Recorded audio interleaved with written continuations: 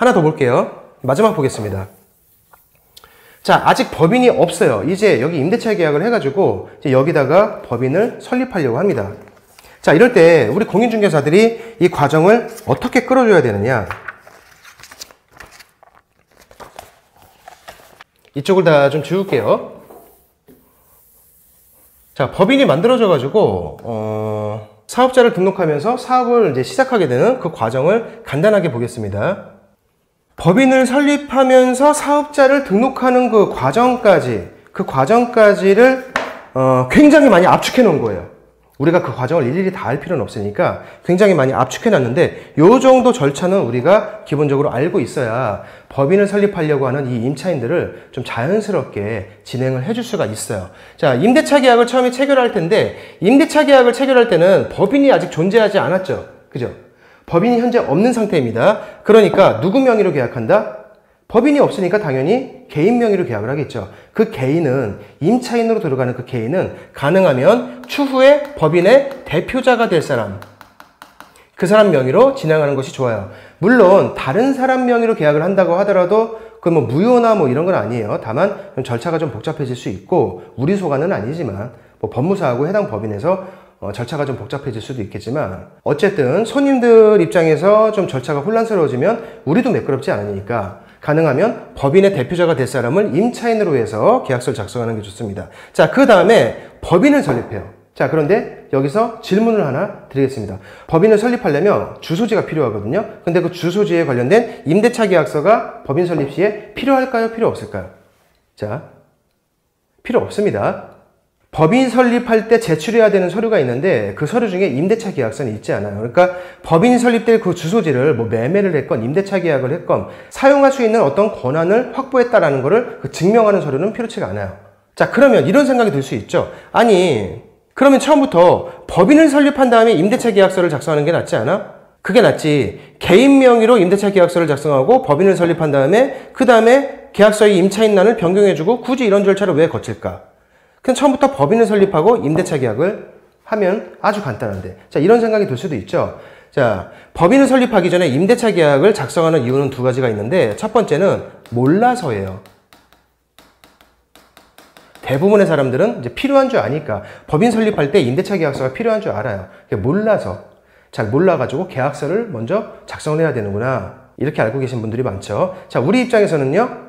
계약서를 빨리 쓰는 게 좋으니까 굳이 그거 필요 없는데 나중에 계약 작성하시죠. 이렇게 우리가 뒤로 미룰 이유가 없죠. 이게 첫 번째 이유고, 두 번째는 뭐냐면 이런 경우가 발생할 수 있어요. 조건 조율을 다 마쳤습니다. 조율을 다 끝내놓고 네, 그러면 이제 법인 설립해가지고 찾아올 테니까 너무 감사드리고요. 법인 설립이 끝난 다음에 그때 임대차 계약서를 작성하시죠. 라고 딱 했는데 다음날 가서 법인을 설립하려고 서류를 제출하면 그 다음날 법인이 나오는 게 아니죠. 시간이 좀 걸린단 말이에요. 이쪽에서도. 시간 좀 걸려가지고 이제 법인 설립 끝났습니다. 계약서 이제 진행할까요, 사장님? 라고 딱 하니까 사장님이 갑자기 맞다. 어떡하지? 왜요, 사장님? 아니, 어저께 밤에 계약서 쓴다는 사람이 있어갖고 그냥 계약서 썼는데 어떡하지? 이런 경우가 발생할 수 있죠. 물건을 뺏기거나 놓치는 경우가 발생할 수 있죠.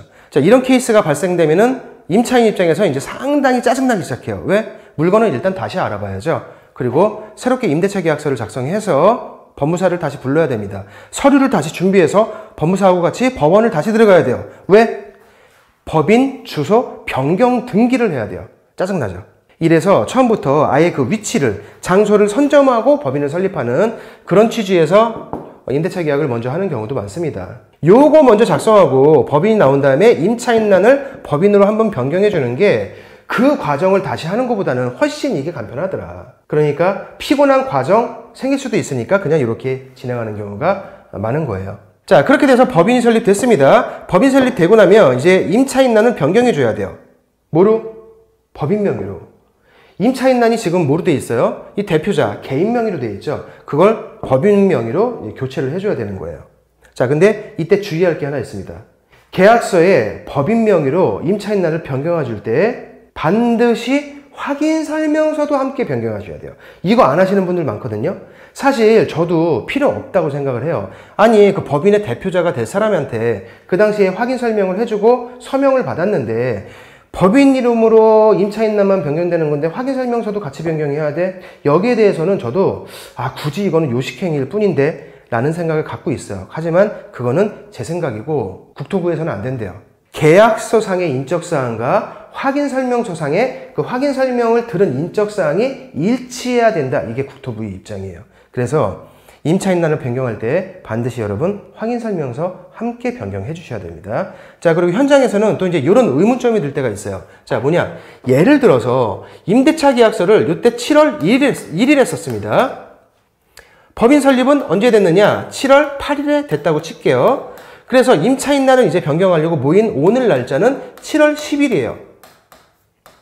자, 그런데 오늘 날짜로 변경을 하려고 하다 보니까 계약금은 7월 1일 날 들어갔죠. 그럼 계약서 발행일은 7월 10일인데 계약금은 7월 1일 날 들어갔어. 뭔가 좀 찝찝하고 이상하죠. 뭔가 이렇게 안 맞는 것 같죠.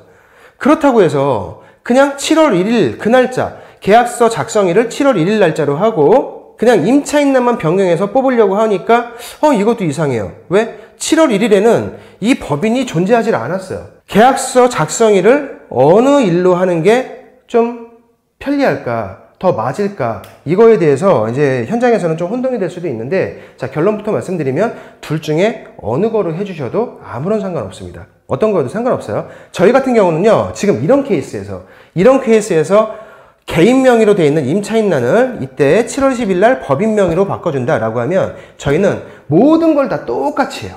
모든 걸 다 똑같이 한 상태에서 임차인란만 법인으로 변경해요. 그리고 그대로 출력합니다. 자, 그러면 애초에 그거는 7월 1일 날짜로 계약서를 작성한 거기 때문에 출력을 하면 그 계약서 작성일도 7월 1일로 되어 있죠. 자, 이걸 가지고 임차인 사업자 등록을 할 수 있느냐? 네, 할 수 있어요. 사업을 진행하는데 문제 없느냐? 네, 문제 없어요. 확정일자 받고 상가건물 임대차보호법에 의해서 어떤 보호를 받는데 지장 없느냐? 네, 지장 없어요. 아무런 지장이 없습니다. 그래서 여러분이 현장에서 혼동되시면 그냥 날짜를 비롯한 모든 것을 다 똑같이 해놓으시고 그냥 임차인란만 변경을 해서 출력을 하셔도 된다. 그 계약서를 가지고 세무서에 가서 사업자 등록을 할 때 세무공무원들이 이상하게 보지 않습니다. 아니, 잠깐만요. 계약서 날짜가 7월 1일로 되어 있는데, 작성 날짜가요 7월 1일로 되어 있는데 보니까 법인은 7월 8일날 설립이 됐는데 이때는 법인이 없었는데요. 자, 세무서에 그 일선 창구에 계신 그 세무공무원 분들도요, 이 사업자 등록 내주시는 분들도 다 이 내용을 알아요. 그러니까 크게 문제 삼지 않고 현장에서는 사업자 등록 내고 보호받고 사업하고 아무런 지장이 없기 때문에 여러분 그냥 그대로 해주셔도 돼요. 결론적으로 날짜를 이 날짜로 바꿔줘도 상관없고 이 날짜 그대로 해서 임차인란만 변경해서 뽑아줘도 상관없다. 자, 하나만 더 보겠습니다. 가끔 가다가 임차인란을 변경하는 요 시점에서 이제 임차인 측에서 요런 부탁을 좀 하는 경우가 있어요. 이제 어떤 거냐면 법인 통장이 만들어졌고 그리고 거기에 자본금이 들어갔으니까 법인 통장에서 계약금을 다시 보내드릴게요. 처음에 우리 개인 명의로 계약금 보내드렸던 건 백해 주시죠 라고 부탁을 하는 경우가 있어요. 자, 이럴 때는요, 처음에 받았던 계약금을 먼저 백해주고 그리고 나서 법인에서 계약금을 넣는 게 아닙니다. 법인에서 계약금을 추가로 다시 한번 넣고 선입금 확인되면 후 반환이에요. 선입금 후 반환. 왜?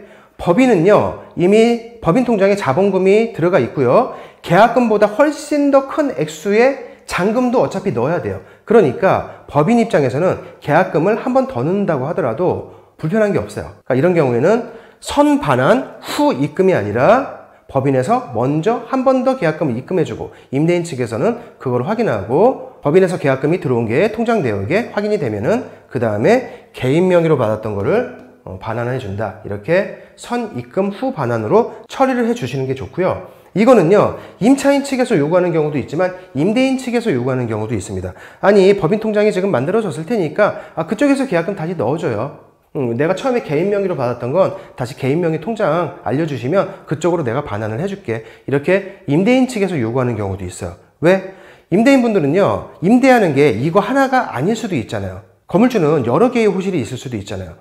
그러다 보면 좀 연세 드신 분들은요, 전부 다 통장에다 기록을 하세요. 써가지고 입출금 통장을 이렇게 내역을 뽑으셔가지고 거기다 내역을 하나하나 이렇게 기재를 하시거든요. 그런데 지금은 알아요. 지금은 보증금 5천만 원 중에서 4,500만 원은 뭐 요걸로 들어왔고 500만 원은 대표자 명의인 다른 이름으로 들어왔고 이걸 지금 아는데 이 법인이 퇴실할 때쯤 한 4년 5년 지나면 과거 거 기록을 이제 보다 보면 헷갈리니까 안 헷갈리기 위해서 나중에 본인이 혼동될 게 뻔하니까 그냥 본인이 이제 처리를 좀 쉽게 하기 위해서 그렇게 임대인 측에서 미리 요구하는 경우가 있습니다. 자, 어쨌건 선 입금 후반안으로 해주셔야 된다. 자, 그리고 하나만 더. 지금 같은 경우에 계약금이 언제 들어가요? 지금 임차인 변경안은 이 7월 10일 요때 법인 통장에서 계약금이 새로 들어가죠.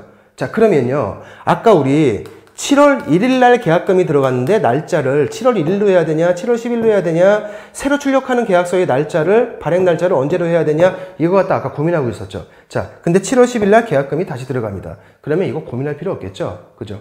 계약서 날짜를 7월 10일로 해주시면 되는 거예요. 그리고 돈을 반환받고 나면 이때 작성했던 이 개인 명의로 작성했던 임대차 계약은 그냥 파기된 걸로 쳐버리면 되죠. 그죠? 고민할 이유가 없겠죠. 왜? 계약금이 오늘 날짜로 법인 명의에서 새롭게 들어갔으니까. 이때는 고민할 필요가 없다. 단 등기부등본, 건축물대장 반드시 새로 띄어야 됩니다. 왜? 7월 10일 날짜이기 때문에 7월 10일 날짜로 등기부등본, 건축물대장 여러분들이 다시 확인을 해봐야 된다는 거. 자, 하나만 더 볼까요? 약간만 주의할 게 좀 하나 있는데 뭐냐면 법인 설립. 요 법인 설립이란 단어하고 사업자 등록이란 단어하고 요 두 개가 서로 다른 절차예요. 요건 어디서 하죠? 법원에서 하죠. 요건 어디서 해요? 세무서에서 하죠. 두 개가 완전히 다른 절차인데 이거를 좀 우리 중개사분들이 혼동하는 경우가 있어요. 두 단어를 바꿔 사용하는 경우. 그래서 임차인의 일정에 혼란을 초래하는 경우가 가끔 있습니다. 특히 이제 젊은 중개사분들이 좀 나이 한 20대, 뭐 30대 초반 요 정도의 젊은 중개사분들이 좀 혼동을 자주 해요. 자, 예를 들면 이런 식이죠. 계약서 작성이 끝났어요. 그럼 이제 임차인은 가서 뭐 해야 돼요? 법인 설립하겠죠. 네, 오늘 모두 다 수고하셨습니다. 계약 다 끝났고요. 수고들 많이 하셨고요. 사장님은 이제 요 계약서 가지고 가셔서 사업자 등록 끝나시면 연락 주세요. 그럼 저희가 계약서에 임차인남 변경을 한번 해드리겠습니다. 이렇게 설명하는 경우. 지금 잘못됐죠? 뭐가 잘못됐나요?